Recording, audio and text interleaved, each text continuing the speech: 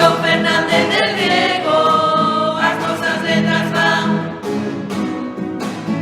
Pa' Francisco Fernández del Riego, letras galegas van. 1913, xaneiro naceu nunha aldea de Lugo en Lourenza. En Monforte estudou, logo en Compostela, filosofía e letras e dereito.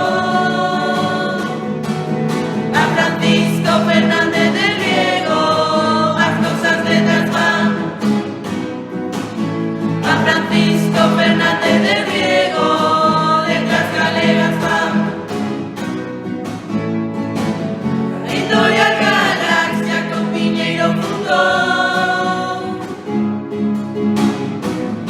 a revista Grial, a biblioteca pensou. Presidiu a Real Academia Galega, Premio Pedro de Ouro, Medalla Castelao.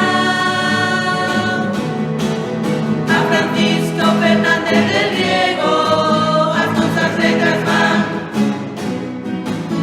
A Francisco Fernández del Riego, letras galegas van.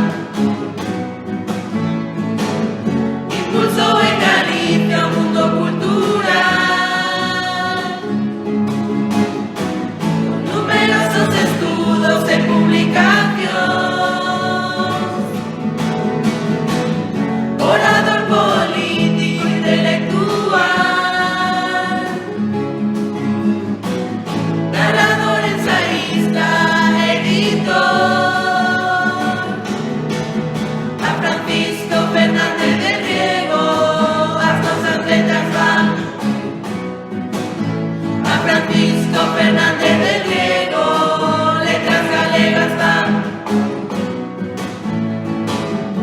Camiño andado, Lourenza,